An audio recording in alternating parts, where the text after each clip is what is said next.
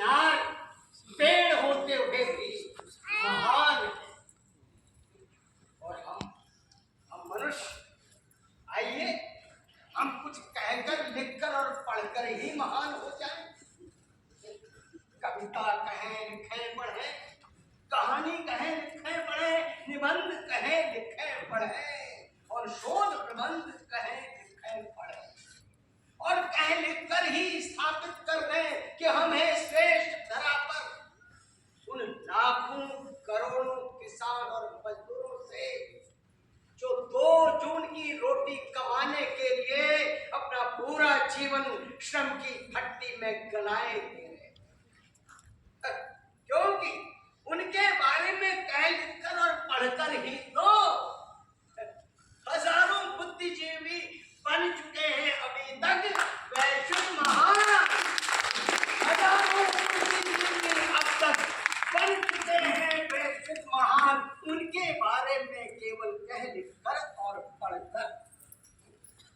कष्टों की भट्टी में पिघलते श्रमजीवियों के इस्पाती जीवन को होना होगा ऋणी केवल कहने, लिखने और पढ़ने वाले बुद्धिजीवियों का, क्योंकि उन पर ऐसे वैश्विक महानों के लिखने पढ़ने के फलस्वरूप ही उन्हें जगह मिल पाती है 5 सितारा गोष्ठियों में, अंतरराष्ट्रीय चर्चाओं में। इन वैश्विक महानों के दम पर ही जहां तहां के सर्वहारा बन पाए हैं महानायक बेस्ट सेलर पुस्तकों के, सर्वहारा बन पाए महानायक इन बेस्ट सेलर पुस्तकों के। तो आइए हम भी कुछ कहें, लिखें, पढ़ें और कह लिखकर पढ़कर ही बन जाए महान, जितना महान है चिनार। कह लिखकर और पढ़कर ही बन जाए महान, कह लिखकर और पढ़कर ही बन जाए महान, और कह लिखकर और पढ़कर ही बन जाए महान। और स्थापित कर दे हम ही श्रेष्ठ हैं धरा, स्थापित कर दे हम ही श्रेष्ठ हैं धरा। लेकिन बुद्धिजीविता की ऐसी प्रवृत्ति से अब संसार में आ रहा है एक अंधकार। लोग कहते हैं अंधकार का कोई अस्तित्व नहीं, प्रकाश की अनुपस्थिति ही अंधकार है। पर अंधकार का एक सतत सजीव अस्तित्व है, आक्रमणकारी ज्ञान का अंधकार, आक्रमणकारी ज्ञान का अंधकार प्राकृतिक अंधकार से कहीं अधिक भयानक और प्राण घातक हो जाता है। कब? जब वो काल की धारा में मानव प्रवृत्ति से उपजे किसी रोग के सहारे किसी एक पूरी संस्कृति को जड़ से उखाड़ फेंकने के लिए सार्वभौमिक दुर्विसंधियों का सहयोग जुटा लेता है, सार्वभौमिक दुर्विसंधियों का सहयोग जुटा लेता है, सार्वभौमिक दुर्विसंधियों का सहयोग जुटा लेता है। लेकिन आक्रमणकारी ज्ञान की अंधकार प्रकाश जीवी है, इसे प्रकाश नहीं मिलेगा तो ये मर जाएगा। जैसे सांप, शेर आदि मांसाहारी जीवों को जीवित रहने के लिए चाहिए जीवित आहार, जैसे एस्केरिस और टेपवर्म को जीवित रहने के लिए चाहिए जीवित मनुष्य की आंतें, उसी तरह इस आक्रमणकारी अंधकार को जीवित रहने के लिए चाहिए सनातन का प्रकाश। सनातन प्रकाश की भूमि पर यदा कदा जन्म लेते भवंडरों के कंधों पर सवार होकर यह आक्रमणकारी ज्ञान का अंधकार करता रहता है प्रहार सनातन प्रकाश। इसका सार्वभौमिक प्रयास, इस आक्रमणकारी अंधकार का सार्वभौमिक प्रयास है कि सनातन प्रकाश में संस्कृति की श्वास भरी कोरोना जैसे सिंथेटिक वायरस की तरह जकड़ ले और अवरुद्ध कर दे गति प्राण वायु की, और सनातन प्रकाश का अस्तित्व मिटाकर स्थापित कर दे सनातन सत्ता अंधकार। इसी के फलस्वरूप तो पृथ्वी पर सूर्य ग्रहण और चंद्र ग्रहण के अलावा एक और ग्रहण लगने जा रहा है, मानव ग्रहण। मानव ग्रहण, आइए बात करनी होगी सूर्य ग्रहण। इसलिए नहीं कि सूर्य ग्रहण में दिन में ही पृथ्वी पर अंधकार छा जाता है, बल्कि इसलिए कि सूर्य ग्रहण में पृथ्वी और चंद्रमा के बीच, पृथ्वी और सूर्य के बीच में चांद आ जाता है। सोचिएगा, वही चांद जिसका अस्तित्व है पृथ्वी के होने से ही, वही चांद सूर्य के प्रकाश को पृथ्वी पर आने से रोक देता। लेकिन इसमें चांद निर्दोष है, उसका कोई अपराध नहीं। उसे तो नियति की क्रूर रस्सी खींच कर ले आती है सूरज और बीच। लेकिन केवल सूर्य ग्रहण में ही नहीं होता है पृथ्वी पर अंधकार, इधर धरती पर लगने लगा है एक और ग्रहण, मानव ग्रहण। करोड़ों जीव और उससे दोगुने हाथ सूर्य की ओर पीठ के हुए एक साथ दबदबाकर अपनी दानवी छायाओं से हरी दोपहर रात रचा रहे हैं। अंधकार के लिए सूर्य को गरियाते कलुषित वृत्तियों के ज्ञान के अस्त्रों का हुंकार भर रहे हैं। और इस मायावी अंधकार का हरी दोपहर लाभ उठाकर इन ज्ञानियों के गुरु भाई लकड़ पक्के भुवनेश्वर के लकड़ पक्कों और भेड़ियों की तरह धरती के शरीर को जनहित में तार तार कर रहे हैं, जनहित में तार तार कर रहे हैं। इनको न धरती का चीत्कार सुनाई पड़ता है, न धरती के घाव दिखाई पड़ते हैं। इनको न धरती का चीत्कार सुनाई पड़ता है, न धरती के घाव दिखाई पड़ते हैं, न धरती के घाव, न धरती के घाव दिखाई पड़ते हैं। इतने विभत्स और विद्रूप हो चुके मानव मन की सुंदरता क्या कभी पुनः जीवित हो सकेगी? नहीं। और जब तन की सुंदरता विश्वव्यापी बाजार बन चुकी है, तब तो कदापि नहीं, क्योंकि मन की सुंदरता तो बड़ी दूर की बात है। मन की सुंदरता तो बड़ी दूर की बात है, वो तो देखते ही नहीं, क्योंकि उसे देखने के लिए देखने वाले के मन को भी उतना ही सुंदर होना चाहिए। और कि दिखाई पड़ने वाली 0.1 मिलीमीटर मोटी जो सुंदरता है ना, दिखाई पड़ने वाली 0.1 मिलीमीटर मोटी सुंदरता पूरे विश्व में कोहराम मचाए, पूरे विश्व में कोहराम मचाए हैं, जो जीवन का सर्वोच्च पुरुषार्थ बनकर कर रही है अरबों खरबों के अर्थतंत्र का संचालन, अरबों खरबों के अर्थतंत्र का संचालन। पशु मेलों के डांस पंडालों से लेकर, पशु मेलों के डांस पंडालों से लेकर Lollywood, Bollywood, Hollywood, Paris, Tokyo, Miami beach होते हुए कालाहारी के भुखमरे छप्परों के भीतर और करवा चौथ की छन्नी के पीछे तक इस 0.1 मिलीमीटर दिखाई पड़ने वाली सुंदरता ने पैदा कर दिए हैं अलग अलग क्रय शक्ति के उपभोक्ता। अपने ठीक नीचे पसरी भयावह विभत्सता से बिल्कुल बेखबर ऐसी सुंदरता के लिए तो मन की सुंदरता बड़ी दूर की, बड़ी दूर। लेकिन एक दिन इस धरती पर मन की सुंदरता फिर से स्थापित हो सकेगी। ये धरती बता देगी भावी संसार को सरस्वती घाटी की सभ्यता की तरफ। ये धरती बता देगी भावी संसार को सरस्वती घाटी की सभ्यता की तरह।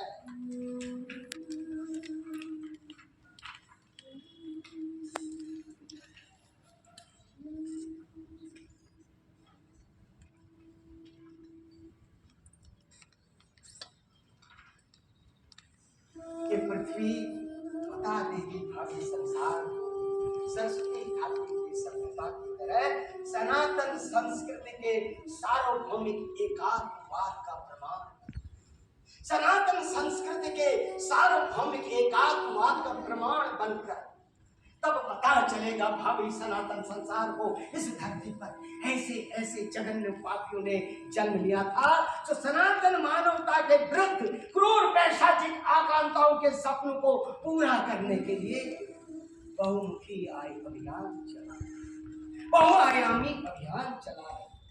पता चलेगा भावी सनातन संसार को वे पिशाच नहीं हुए थे सफल, जो कोरोना के क्रूर काल में कर और करा रहे थे।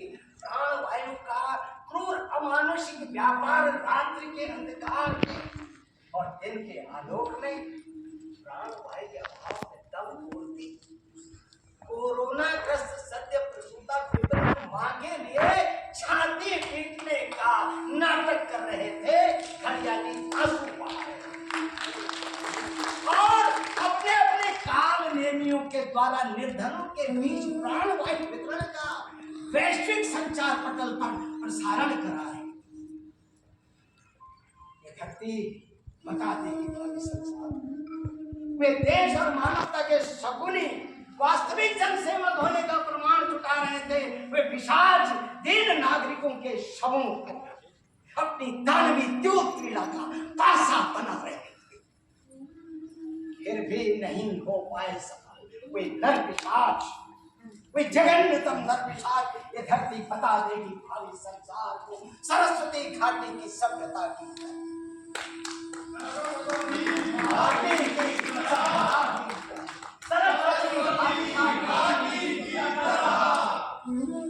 लेकिन ऐसा तभी संभव होगा जब हम अध्यात्म को भी बाजार में झोंक देने वाले स्टॉक सफल कर चलेंगे। अध्यात्म को भी बाजार में झोंक देने वाले स्टोर में सफल कर चलेंगे। यश समृद्धि की लालसा में प्रकृति की अस्मिता रोदेंगे नहीं, भले ही कितना कठिन हो हमें अपने अभीष्ट का मिल पाना। हाँ, हो सकता है हमारा अभीष्ट मिल पाना नहीं असंभव हो, जितने रात में सूर्योदय हो जाना। हो सकता है हमें अपना अभीष्ट मिल पाना उतना ही असंगत हो जितनी बबूल की कुंजी पर गुलाब का खिलाना।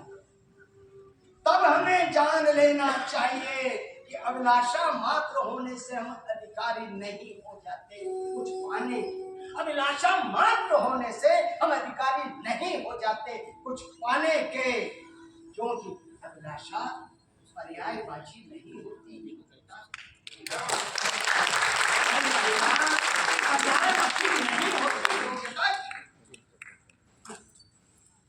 ये नहीं हो सकता है दृढ़ संकल्प और कठोर साधना के बल पर अभीष्ट तक पहुंच पाने के बाद भी हम अभीष्ट के द्वारा कार्य न किए जाए। तब हमें जान लेना चाहिए कि केवल मन वाणी और शरीर के कौशल से योग्यता नहीं मिल जाती किसी अभीष्ट को पाने। क्या एवरेस्ट पे चढ़ने से सफल हो जाने पर, एवरेस्ट पे चढ़ने में सफल हो जाने पर हम योग्य हो जाते हैं एवरेस्ट के? पूछे कोई सगरमाथा से, पूछे कोई सगरमाथा से मीलों लंबे पावन पर्वती पथ को, मीलों लंबे पावन पर्वती पथ को तलों उच्छिष्ट से आच्छादित कर देने वाले, उसके मस्तक पर पहुंचकर नुकीले झंडे गाड़ने वाले, अपने अपने देशों के नुकीले झंडे गाड़कर विजय का हुंकार भरने वाले, एवरेस्ट विजय का हुंकार भरने वाले उन हजारों हजार पर्वतारोहियों को क्या सगरमाथा ने स्वीकार किया होगा? प्राणी जीवन हे चिर समाधि में लीन सगरमाथा, और उस सगरमाथा को अनवरत रौंदते हुए सुना कभी किसी ने उनका मौन चीत्कार? नहीं, कभी नहीं, किसी ने नहीं। तब हमें जान लेना चाहिए कि मन वाणी और कौशल से पैर नहीं रखे जाते अभीष्ट के सिर पर। मन वाणी और शरीर के कौशल से पैर नहीं रखे जाते अभीष्ट के सिर पर, स्थापित करना होता है उसे। श्रद्धा और प्रेम का अर्घ देकर, श्रद्धा और प्रेम का अर्घ देकर, श्रद्धा और प्रेम का अर्घ देकर, श्रद्धा और प्रेम का अर्घ देकर, श्रद्धा और प्रेम का अर्घ देकर। पर अब तो धरती से ओस ही विलुप्त हुए जा रहे हैं आकाश से तारे, वैसे ही विलुप्त हो रहे श्रद्धा और प्रेम अभीष्ट के प्रति, राष्ट्र के प्रति, मानवता के प्रति, मानवीय संबंधों के प्रति और माता पिता के प्रति। पिता छोटा सा शब्द तो अक्षर का, पिता छोटा सा शब्द को अक्षर का, पर इसके पल भर में एहसास की प्रतिध्वनि अनहद सी छा जाती है पूरे आकाश में। आकाश के अनंत फलक पर रूपायित हो जाता है एक विराट पुरुष, श्वेत बादलों की महीन चादर शाश्वत मुस्कान से स्थिर हो जाती है विराट पुरुष के चेहरे पर। एक विराट हाथ आता है धरती पर खड़े पुत्र की ओर, भाग्य से नहीं बल्कि पुरुषार्थ से, भाग्य से नहीं पुरुषार्थ से खड़ी मोटी मोटी लकीरों वाली वो खुरदुरी हथेली, खुरदुरी बलिष्ठ हथेली पिता की स्वर्णिम छत्र बनकर छा जाती है धरती पर खड़े पुत्र की। हाँ, हे भारत भूमि के गौरवशाली पिताओं, आप ही की तरह मेरे पिता भी जवानी में सीमा पर जवान रहे और मरते दम तक खेतों में किसान रहे। जवानी में सीमा पर जवान रहे और मरते दम तक खेतों में किसान रहे। पर हे भारत भूमि के गौरवशाली पिताओं, हम तुम्हारी योग्य संतान नहीं रहे, हम तुम्हारी योग्य संतान नहीं रहे, क्योंकि हम दलालों की दुर्व्यसनियों के मकड़ जाल में आपकी अस्मिता बचाने में असमर्थ है। इस अभिशप्त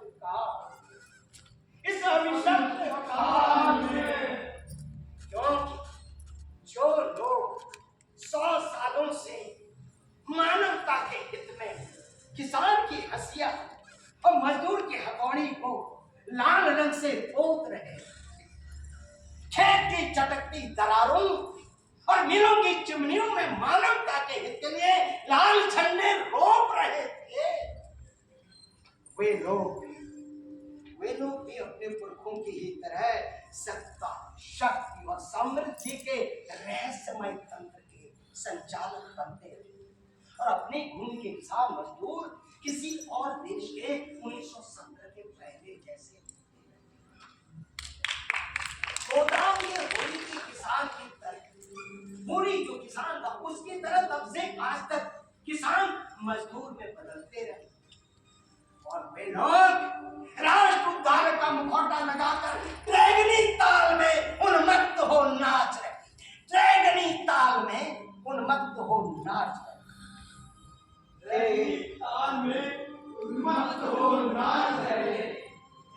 गौरवशाली पिताओं, हम तुम्हारी योग्य संतान नहीं रहे, तुम्हारी परंपरा के सैनिक राष्ट्र रक्षा के लिए शत विक्षत होकर भी प्राण हथेली कर लिए सतत युद्धरत हैं राक्षसी शत्रु से। और इधर समाचार चैनल के वैश्विक पटल पर अंतरराष्ट्रीय दुर्व्यसनियों का हमारा स्वदेशी एजेंट, जिसका वजूद बना है किसी मिट्टी पानी हवा से, जिससे बना तुम्हारा वो एजेंट तुम्हारी अस्मिता और उत्सर्ग को भगोड़ रहा है, पागल भेड़िए की तरह भगोड़ रहा है। जैसे शहीद सौरभ कालिया के शरीर शत कर दिया था राक्षसी शत्रु से, शत कर दिया था।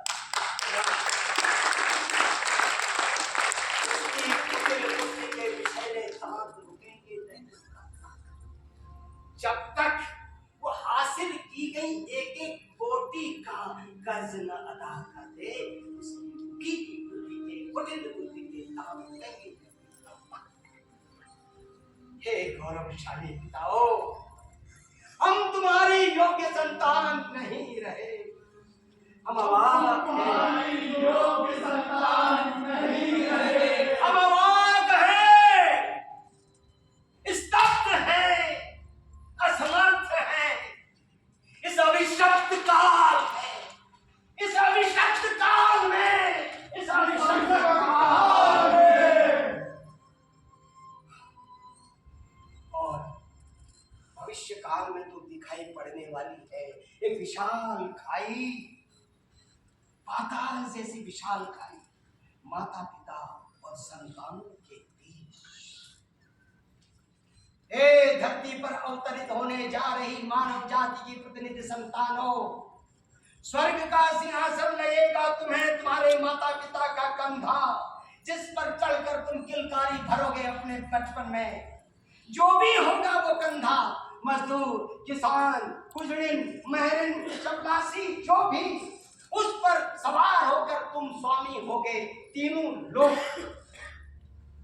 और जब तुम माता पिता बनोगे 2050 के आसपास, तब तुम्हारा कंधा भी वही भूमिका निभाएगा जो भूमिका निभाई तुम्हारे लिए तुम्हारे माता पिता के कंधे। पर तुम्हें उसी क्षण से पुरुषार्थ में झुकना होगा।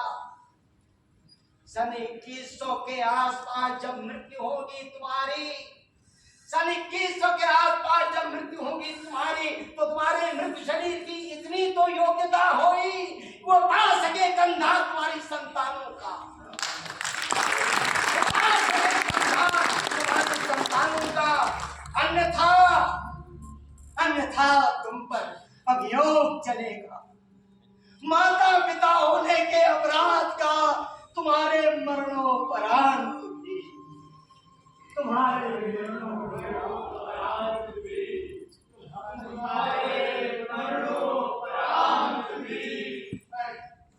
नहीं है आशा कोई हमारा अधपतन रुक पाने की, क्योंकि अब हम सर्वश्रेष्ठ नहीं रहे।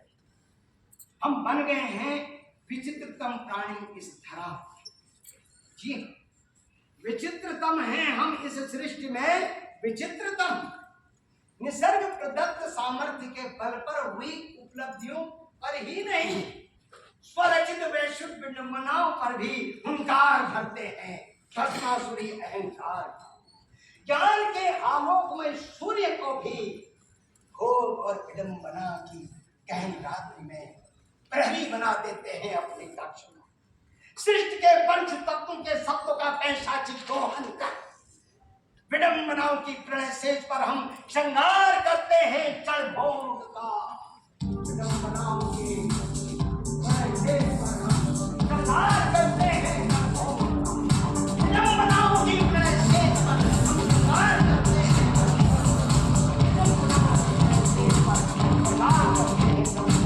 और चढ़ भोग की मधुमत श्रृंगार से धरती पर ओस विलुप्त हो जाती है, बंद हो जाता है दिखाई पड़ना आकाश में।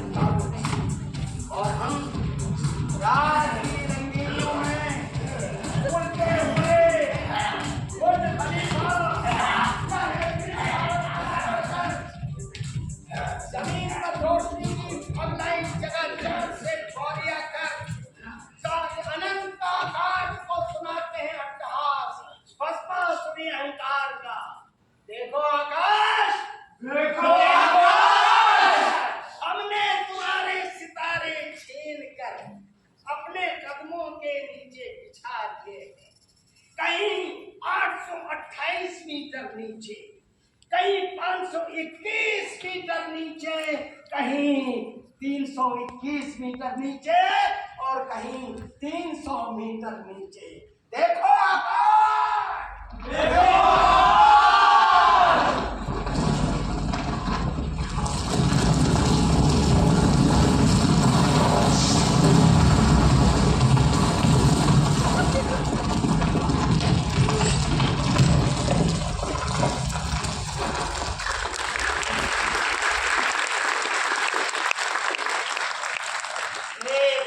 तूफान, एक ज्वालामुखी, एक भूकंप, एक सुनामी मटिया मेट कर सकता है हमारे ऊंचे से ऊंचे भवन। फिर भी हम उसकी छत पर चढ़कर अनंत आकाश की ऊंचाई को ललकारते हैं। विचित्रतम है हम धरा पर, विचित्रतम, विचित्रतम है हम धरा पर, विचित्रतम, विचित्रतम, विचित्रतम।